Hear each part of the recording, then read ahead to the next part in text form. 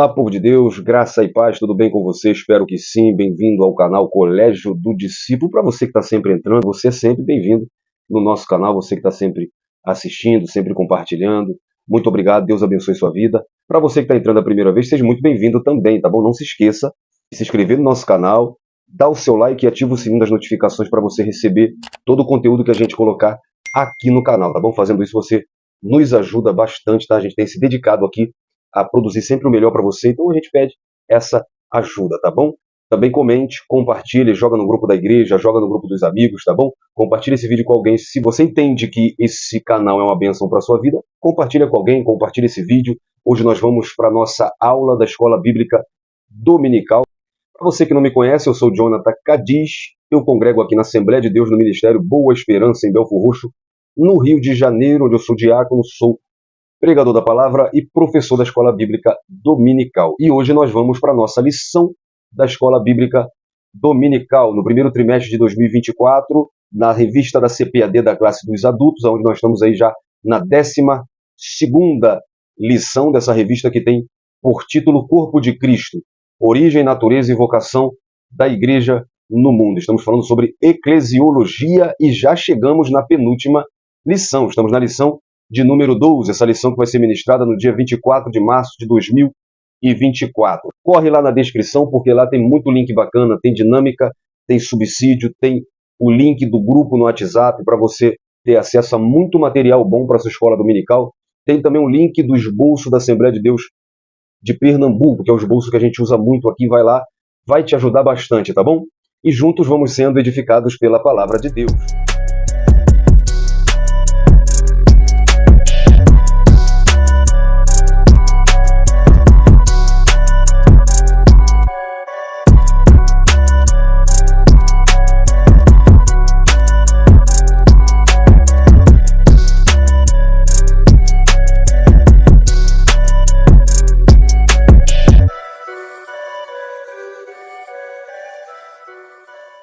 Bom, então nós vamos trilhando aí essa etapa final, onde nós ficamos 3 meses falando sobre eclesiologia. E na nova revista do segundo trimestre, nós vamos falar um pouco sobre soteriologia, né?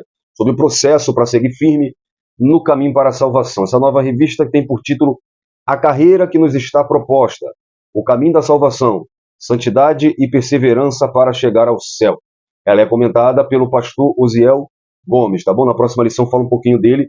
Hoje eu quero mostrar para você qual é esse caminho que nós vamos falar dele durante 3 meses, mas que estamos trilhando nele até a eternidade, tá? Então vamos passar 3 meses estudando essa revista, do dia 7 de abril até o dia 30 de junho. Nós vamos ficar nesse assunto. Eu vou te apresentar aqui as 13 lições dessa revista. A lição de número 1 fala sobre o início da caminhada. Lição de número 2, a escolha entre a porta estreita e a porta larga. Número 3, o céu, o destino do cristão.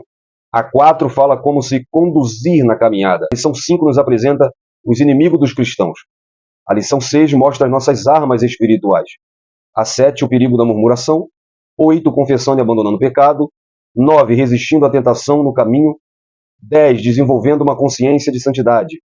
11, a realidade bíblica do inferno. 12, a bendita esperança, a marca do cristão. E a lição de número 13 fala sobre a cidade celestial. Lembrando que aqui você tem todas essas lições com 1 semana de antecedência, tá bom? Essa lição que nós vamos estudar hoje, de número 12, tem como título Papel da Pregação no Culto. Semana passada, nós falamos sobre o culto na igreja cristã. Então, nós identificamos a natureza do culto a Deus, sua forma e conteúdo, e compreendemos o genuíno propósito do culto cristocêntrico. E nós vimos que a exposição da Bíblia ocupa um lugar de primazia na dinâmica da liturgia do culto. Hoje nós vamos apresentar o ministério da palavra e seu propósito. Enfatizaremos a importância do ministério da palavra e vamos explicitar a fundamentação do ministério da palavra ou também da pregação bíblica. Então, nessa lição, estudaremos a importância da pregação da palavra de Deus no culto cristão. Vamos refletir a respeito do ministério da palavra e seu propósito no culto. Perceberemos que a pregação da palavra de Deus traz edificação ao corpo de Cristo, bem como atua na formação de valores do povo de Deus. Nesse sentido, veremos que o ministério da palavra deve ser exercido de maneira cristocêntrica e, sobretudo, fundamentado na Bíblia. Para isso, nós temos como texto áureo a segunda epístola de Paulo a Timóteo, capítulo 4, versículo 2, que pregues a palavra, instes a tempo e fora de tempo, redarguas, repreenda, exortes, com toda longanimidade e doutrina. Olha que interessante esse textuário na nova tradução da linguagem de hoje. Vou te apresentar esse texto na nova tradução da linguagem de hoje e vou aqui pontuar para você bem rapidinho. Olha só. Olha as funções de um pregador. Pregue a mensagem e insista em anunciá-la. Então, deve haver uma mensagem e o pregador deve insistir, deve haver insistência. Aí diz assim, seja no tempo certo ou não. Não importa quando, não importa onde. Isso aqui vale também para alguns pregadores que só querem pregar quando lhe convém. É só igreja grande, igreja pequena, não. Não interessa as circunstâncias, não interessa a época do ano. Pode ser carnaval, vai pregar o evangelho, pode ser em qualquer lugar, em qualquer ocasião, em qualquer hora. Procure convencer, convença quem está te ouvindo. Seja seguro, passe confiança. O pregador ele tem que passar confiança. Repreenda. Repreenda, aqui eu abro um parêntese, para dizer que essa palavra no grego, que é epitimao, é criticar ou acusar severamente. É censurar. É uma forma de correção amorosa visando o crescimento espiritual e moral. Aí ele diz assim, anime. A mesma pregação que repreende, ela também anima. Então, pregador, não seja aquele pregador morto. Pregue uma palavra animadora, porque a Bíblia é viva e eficaz. Aí ele diz, e ensine. A palavra, ela também discipula, disciplina, ela ensina. Existe diferença entre a pregação e o ensino da palavra. E nós vamos ver isso no decorrer dessa lição. E ele termina dizendo, com toda paciência. Então, tudo isso deve ser feito com toda paciência. A verdade prática diz que pregar a palavra de Deus é a sublime missão da igreja. É por intermédio do ministério da palavra que vidas são salvas, transformadas e edificadas. Vamos para a nossa leitura bíblica em classe? Olá, povo de Deus, graça e paz. Antes de ir para a nossa leitura bíblica em classe, vamos mostrar o resultado da nossa pesquisa. Lembra da aula anterior? Fizemos uma pesquisa sobre o culto na igreja. 100% respondeu que vão ao culto na sua igreja. 45% vão 3 vezes por semana. E 80% respondeu que cultuar é adorar a Deus. E você, o que acha?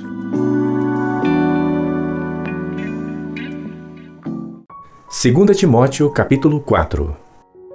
Conjuro-te, pois, diante de Deus e do Senhor Jesus Cristo, que há de julgar os vivos e os mortos na sua vinda e no seu reino, que pregues a palavra, instes a tempo e a fora de tempo, corrijas, repreendas, exortes com toda longanimidade e doutrina.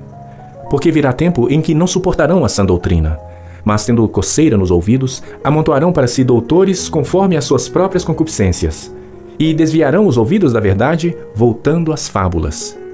Mas tu, sê sóbrio em tudo, sofre as aflições, faze a obra de um evangelista, cumpre o teu ministério. Paulo ele acaba de dizer para Timóteo, no capítulo 3, no verso 16 e 17, que toda escritura é divinamente inspirada e é proveitosa para a doutrina, para repreender, para corrigir, para instruir em justiça, para que o homem de Deus seja perfeito e perfeitamente instruído em boa obra. Então, Paulo ele acaba de apresentar essa verdade bíblica para Timóteo, e inspiração aqui significa inspirada por Deus. Então, a Escritura ela vem do próprio Deus. Por isso, ela é útil de tantas maneiras e, no final, conduz à justiça. Aqui fala de respiração, a palavra ela sai de dentro do próprio Deus. E aí, depois disso, Paulo ele entra no capítulo 4. Então, na verdade, Paulo ele apresenta primeiro para Timóteo a importância das Escrituras e depois ele orienta a Timóteo a pregar a palavra a tempo e a fora de tempo, a redaguar, repreender e exortar com toda longanimidade e doutrina. Então ele apresenta para ele essa ferramenta poderosa e como ele pode usá-la. E depois ele faz uma afirmação, porque virá tempo que não suportarão em que não sofrerão a sã doutrina, mas tendo coceiras, tendo comichão nos ouvidos, amontoarão para si doutores conforme suas próprias concupiscências. Então, Paulo ele apresenta um futuro próximo, e na verdade nós estamos exatamente nesse contexto que Paulo fala para Timóteo. Um contexto em que não querem ouvir as verdades da palavra, em que não querem mais escutá-las, preferem escolher os pregadores que lhe agradam, aqueles que falam a verdade que querem ouvir. Então, nessa lição, nós vamos falar um pouco sobre isso, a verdadeira pregação da palavra, quais os seus efeitos, qual o seu propósito, qual a sua natureza, qual a sua fundamentação. Então, hoje a gente vai falar de tudo isso aqui, e a nossa introdução já começa dizendo que nessa lição veremos a importância da pregação bíblica, denominada também como ministério da palavra. Nesse aspecto, para refletir a glória de Deus, a pregação precisa manter o propósito para o qual foi estabelecida, revelar Deus e educar a igreja. Por isso podemos afirmar que o ministério da palavra é importante, pois assim como a igreja é edificada e moldada pelos valores do reino, uma igreja em que a palavra de Deus não tem primazia, tanto na ação evangelística quanto na discipuladora, é uma igreja fraca. Portanto, a natureza da pregação precisa ser bíblica e cristocêntrica. Em outras palavras, deve possuir sólidos fundamentos. E no tópico 1, já vai nos apresentar o propósito do ministério da palavra. Ministério da palavra e seu propósito. Subtópico 1, a pregação como proclamação. Subtópico 2 vai falar do caso emblemático de Lídia. E subtópico 3, a pregação como instrução. Tá bom? Então nós vamos ver aqui que a pregação ela é uma proclamação e ela também é uma instrução. Na declaração de fé das Assembleias de Deus, mostra dois propósitos das Escrituras Sagradas. Ó, na página 27, onde fala das Escrituras Sagradas, na parte 3 fala propósito. São dois os propósitos das Escrituras Sagradas. Revelar o próprio Deus e expressar a sua vontade para a humanidade. Pelo primeiro, dentre outras formas de revelação, Deus graciosamente revelou a si mesmo pela palavra. Hebreus 1:1 diz assim: havendo Deus antigamente falado por muitas vezes e de muitas maneiras aos pais pelos profetas, a nós falou-nos nesses últimos dias pelo Filho. Pelo segundo propósito, Deus expressa claramente a sua vontade redentora a todos e a cada um dos seres humanos, sem nenhuma acepção de pessoas, por meio da fé em Jesus Cristo, porque nele se descobre a justiça de Deus de fé em fé, como está escrito em Romanos 1,17, e o justo viverá pela fé. Assim sendo, o Senhor Jesus Cristo é o centro das Escrituras. Ele mesmo disse em Lucas 24:44, são estas palavras que vos disse, estando ainda convosco, convinha que se cumprisse tudo que de mim estava escrito, na lei de Moisés e nos profetas e nos salmos. Então tudo o que precisamos saber sobre Deus e a nossa redenção está suficientemente revelado em sua palavra. Ela é um manual de Deus para toda a humanidade, e suas instruções visam também a felicidade humana e o bem-estar espiritual e social de todos os seres humanos. Está na declaração de fé das Assembleias de Deus. Então, o ministério da palavra, ele tem, em primeiro lugar, o propósito da proclamação. Então, num primeiro sentido, o primeiro propósito é revelar Deus às pessoas. E o termo proclamação, o escritor traz aqui que é o verbo querisso. Tá?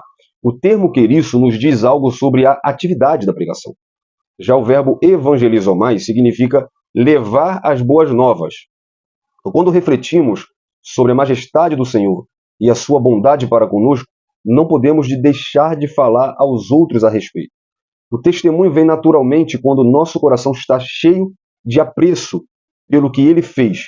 Deus escolhe usar-nos, Salmo 96, verso 3, para anunciar às nações a sua glória.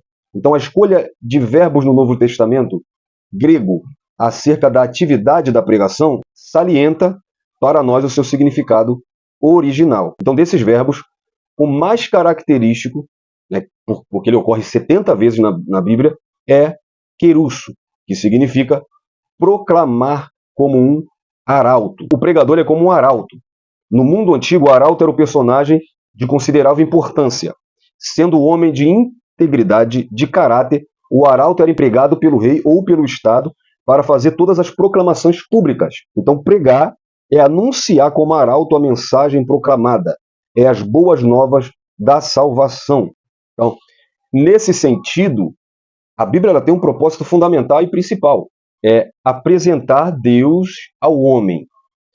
1 Coríntios 1, 21, visto como na sabedoria de Deus o mundo não conheceu a Deus pela sua sabedoria, aprove a Deus salvar os crentes pela loucura da pregação.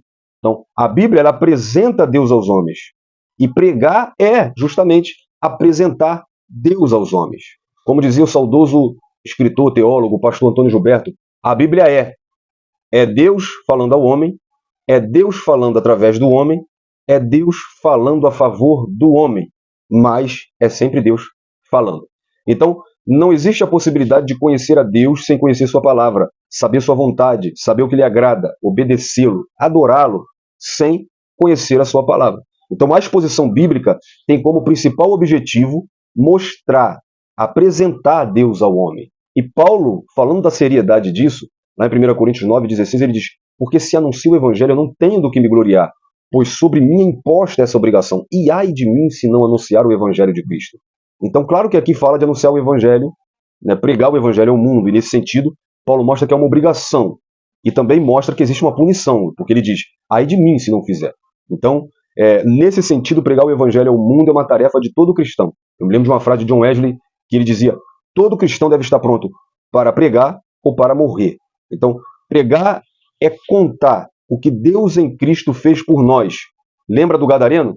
Lá em Lucas capítulo 8, versículo 39, Jesus repreende os demônios daquele jovem e fala para ele, vai agora e conta para todo mundo o que eu fiz. E Lucas escreve que ele saiu pregando naquela região o que Cristo fez. Então, anunciar essas boas novas é contar as maravilhas que Deus fez por nós. A pregação do evangelho se consiste nisso. É contar, é anunciar, é dizer o que Deus em Cristo fez por nós. Boas novas é boa notícia. Então, anunciar as boas novas, o evangelho, é para todo cristão. Mas nós estamos falando aqui da pregação no culto. Então, é o ministério da palavra. E isso não é para qualquer um, e pelo amor de Deus. Vamos parar com essa ideia de que qualquer um pode subir no púlpito e pregar. Isso não é para qualquer um. Efésios 4:11 mostra que Jesus, ele mesmo deu uns para apóstolos, outros para profetas, ou seja, aqueles que têm a revelação da palavra, outros para evangelistas e outros para pastores e doutores, ou seja, aquele que ensina. Então é um dom dado por Jesus Cristo, visando o aperfeiçoamento e a edificação do corpo de Cristo. Tá? Então nós estamos vendo aqui que, nesse sentido, o ministério da palavra é aquele que possui esse ministério com essa responsabilidade. Pela pregação da palavra, o próprio Deus se revela ao homem. Tá? E o comentarista cita o caso de Lídia. Né? Enquanto Lídia ouvia a pregação feita por Paulo, o Senhor lhe abriu o coração. Lembra daquele eunuco de Atos 8, do 26 ao 40? Por que aquele homem não se converteu apenas lendo a palavra de Deus? Porque foi necessário alguém para lhe instruir. E no caso aqui foi Filipe. Filipe fez exatamente como nós estamos falando. Ele proclamou, ele anunciou, ele apresentou a verdade bíblica, ele apresentou Deus, ele apresentou Cristo para o eunuco e ele então se converteu. E lá no versículo 5 já diz que Filipe pregava a Cristo. Então, a pregação bíblica é isso. Quando ela alcança a pessoa, ela gera fé. E Deus é glorificado através da revelação da sua palavra. No caso de Lídia, o Senhor abriu o coração dela e ela creu através da pregação da palavra. Então, a palavra, ela gera fé na pessoa que ouve. Tá? Romanos 10:17, de sorte que a fé vem pelo ouvir, e o ouvir pela palavra de Deus. Nesse contexto de Romanos, segundo Paulo, a pregação é a palavra da fé que pregamos, Romanos 10:8. E ele diz que todo aquele que invocar o nome do Senhor será salvo, Romanos 10:13. Contudo, ele diz no versículo 14, como ouvirão se não há quem pregue? Ele mesmo diz, em 1 Coríntios 1:23, que ele pregava Cristo crucificado. Então, na leitura do texto áureo, na leitura bíblica em classe, nós vimos que ele recomenda ao jovem pastor Timóteo que este pregasse a palavra. E ele vai além, pedindo a Timóteo que encarregasse outros fiéis da mesma tarefa. 2 Timóteo, capítulo 2, versículo 2, Paulo diz para Timóteo, e o que de mim, entre muitas testemunhas, ouviste, confia-o a homens fiéis, que sejam idôneos para também ensinarem a outros. Então, a Bíblia é a pregação da fé, é o que gera fé.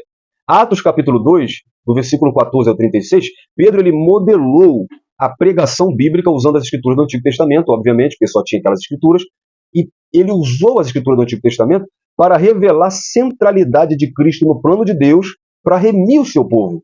Então, ele apresenta Cristo ao povo. No versículo 41 diz, de sorte que foram batizados os que de bom grado receberam a sua palavra.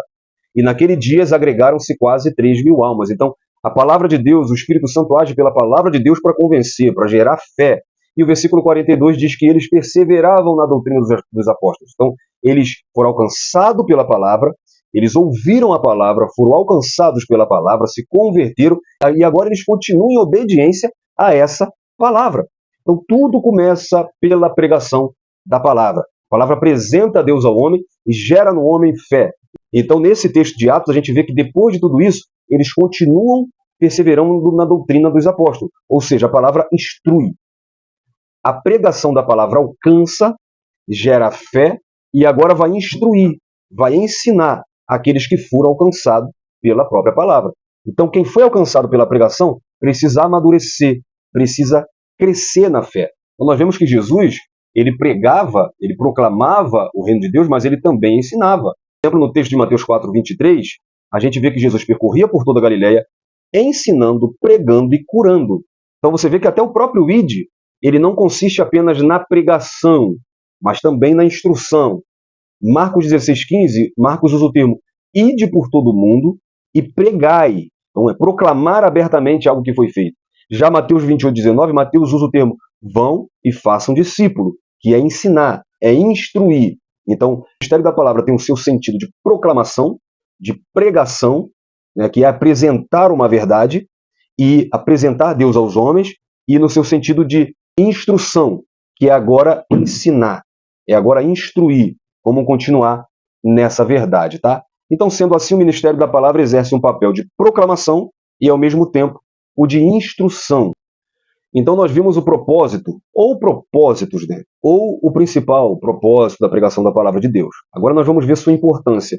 No tópico 2, o ministério da palavra e sua importância.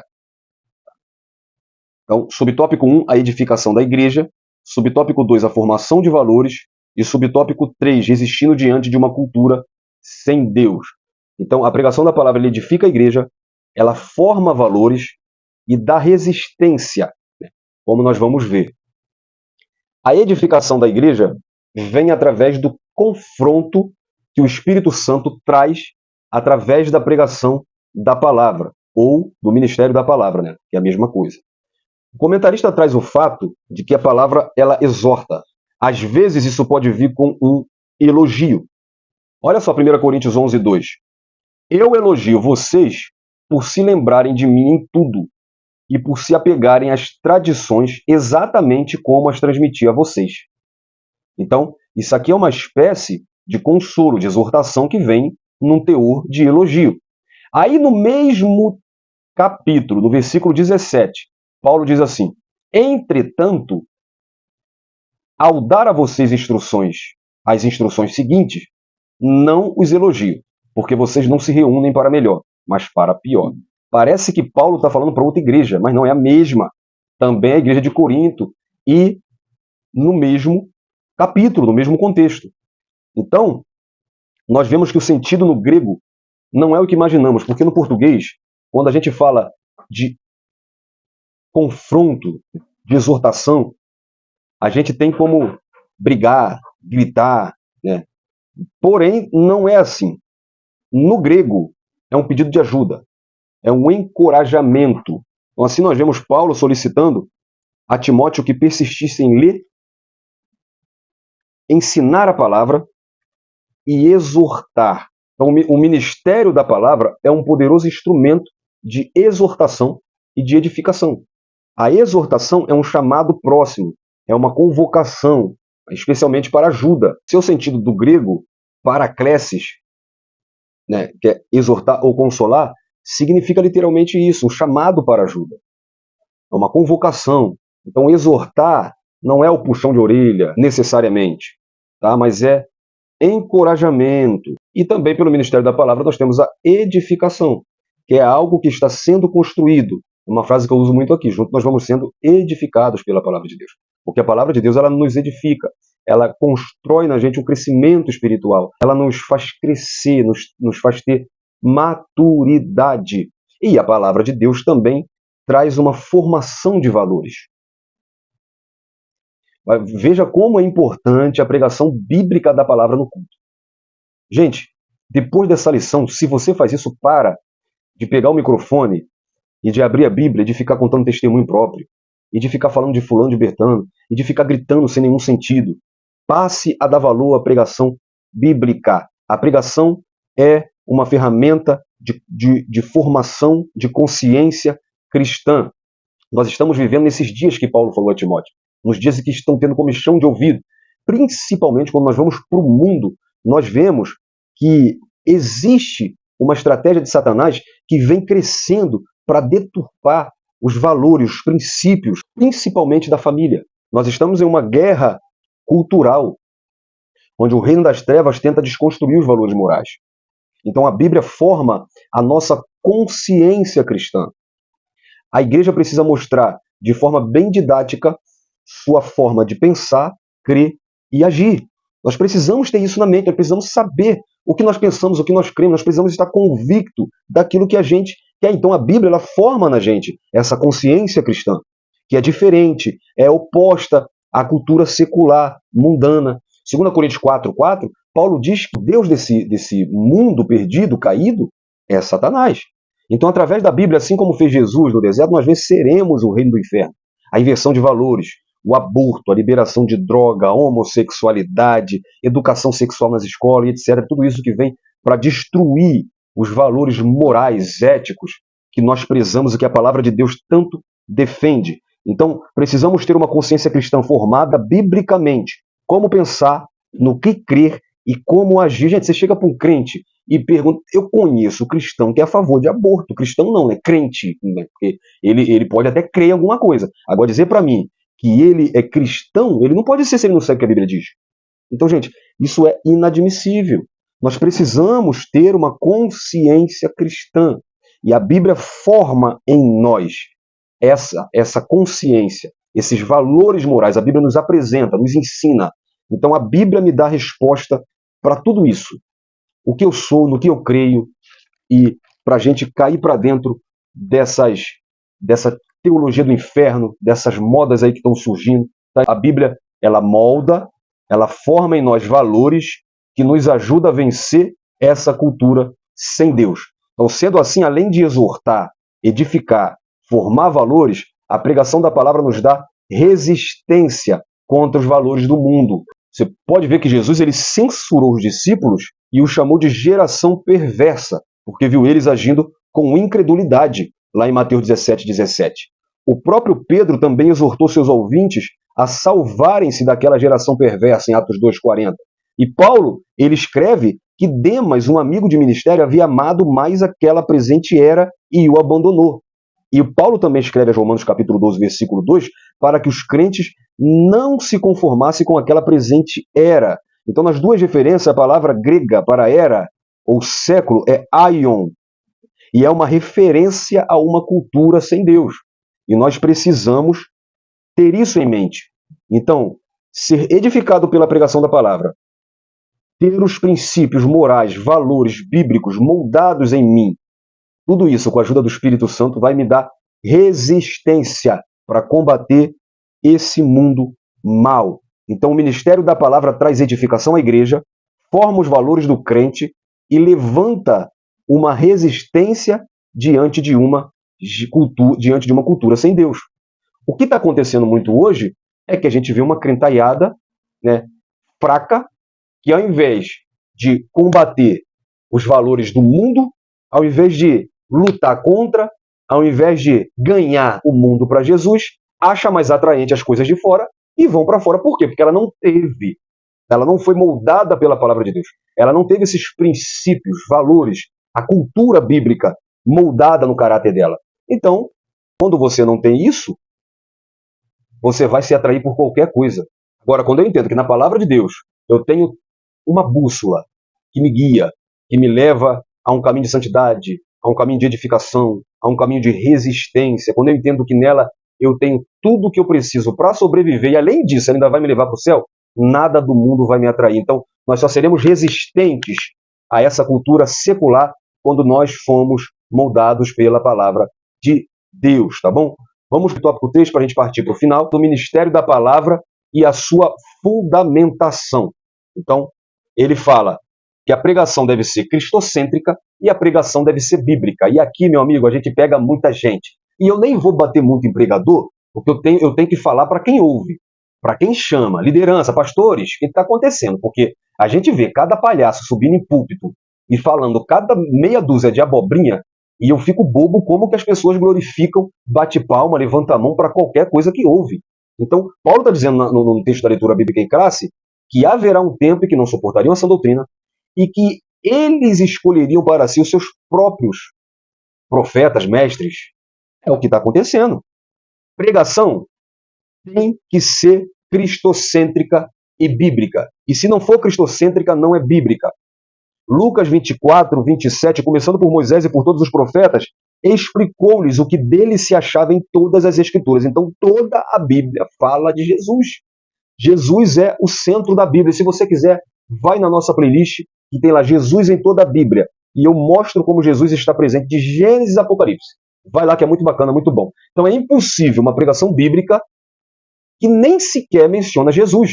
1 Coríntios 2,2, Paulo fala assim, porque nada me propus a saber entre vós, senão a Jesus Cristo e esse crucificado. A pregação tem que ter Cristo, a pregação tem que ter cruz. Essa é uma pregação bíblica. Ah, mas então eu não posso pregar no Antigo Testamento? Você pode pregar onde você quiser, mas de Gênesis a Apocalipse, você precisa trazer isso para Cristo. A igreja primitiva pregava Cristo. Os apóstolos anunciavam a Cristo. Cristo era e precisa ser o centro da pregação. Cristo era e precisa ser o sentido, o meio. Então, Filipe, a Bíblia diz em Atos 8,5 que ele pregava a Cristo. E como eu disse, no caminho de Emaús, Jesus mostrou que ele é o centro de toda a Bíblia. Toda a pregação, toda a mensagem da Bíblia, ela é cristocêntrica. Olha como Apolo prega em Atos 18, 28. Porque com grande veemência convencia publicamente os judeus, mostrando pelas Escrituras que Jesus é o Cristo. Esse é o sentido da pregação. Tá? A pregação não é apresentar Deus ao homem, é apresentar o que Deus fez em Cristo ao homem. É apresentar a salvação através de Cristo. Não tem outro sentido, não tem outro significado, não tem outro propósito. Se a pregação não é apresentar a salvação para o homem, a salvação é através de Cristo, não tem outro sentido. Até o próprio termo evangelho é boas novas, boas notícias. Que boa notícia? A notícia da salvação em Cristo. Então precisa ser cristocêntrica e precisa ser bíblica. E para mim, se é cristocêntrica, já é bíblica. Então nós vivemos em um tempo em que a pregação, em muitos espaços, virou modismo. É mensagem de autoajuda, é show gospel, é cada coisa que a gente vê. Mas o objetivo da pregação precisa ser Cristo e sempre ser bíblica. A mensagem de Cristo, da cruz. Não é falar do que eu fiz, é falar do que Cristo fez. Não é falar de mim, é falar de Cristo. Cristo, Paulo diz em Gálatas 6,14, mas longe esteja de mim gloriar-me, a não ser na cruz de nosso Senhor Jesus Cristo, pela qual o mundo está crucificado para mim, e eu para o mundo. Então, o ministério da palavra deve ser fundamentalmente cristocêntrico e, ao mesmo tempo, bíblico. Essas são as bases. Então, a pregação bíblica, as bases são, precisa ser cristocêntrica e bíblica. E a pregação, ela deve conter mensagem. Tem gente que sobe no púlpito e não tem o que falar. A pregação é uma forma de comunicação sublime. O pregador recebe uma mensagem da parte de Deus e entrega ao povo. Para que haja frutos positivos no ato de pregar, deve o pregador entender que lida com a matéria-prima celestial, pois o que ele prega, pelo menos tem que ser a palavra de Deus. É, portanto, uma forma de comunicação sublime e exige uma dedicação muito profunda para a edificação dos ouvintes e para a glória de Deus. É uma outra coisa, a glória não é sua, a glória é de Deus. A pregação deve ser convicta. O pregador necessita crer nas verdades da Bíblia. Ninguém pode alcançar o sucesso na pregação se não mistura com a fé.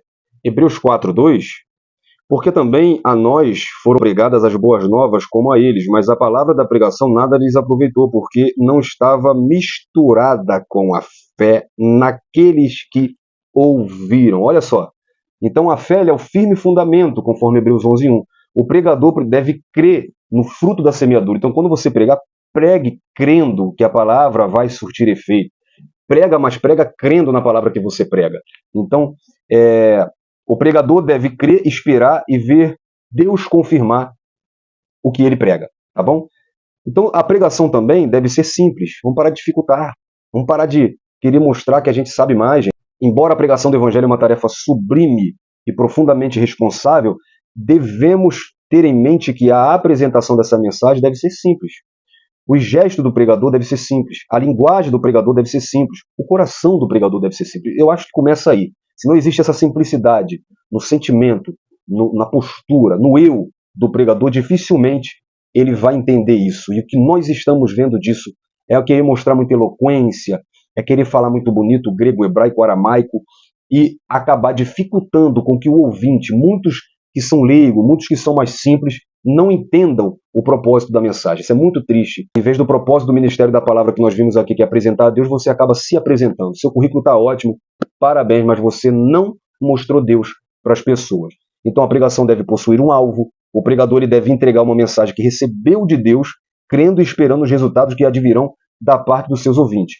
Então existem mensagens que tratarão de temas doutrinários, outras abordando assuntos evangelísticos, todas, porém, deverão fixar no alvo comum, atingir o coração do homem e promover reações positivas em quem ouve essa pregação. A pregação também deve partir de um texto, gente, pelo amor de Deus. Como eu disse aqui, a pregação ela deve ser bíblica. Então, o texto curto deve ser preferido pelo pregador. Primeiro, porque aumenta as opções para o pregador. E segundo, porque evita a dispersão de raciocínio do ouvinte. Eu te dou uma dica muito boa, que é, você vai pregar uma mensagem que seja expositiva, não leia muitos versículos. Escolha um que dá mais ênfase e você diga para as pessoas que estão ouvindo. Leia esse capítulo todo em casa. Porque senão você acaba dispersando o raciocínio das pessoas. E também porque é mais fácil reter na memória, tá? E a pregação ela também deve ter um método. A pregação ela pode ser textual, ela pode ser expositiva, ou ela pode ser temática, ela pode ser por tópicos. Então, você precisa ter um método para pregar.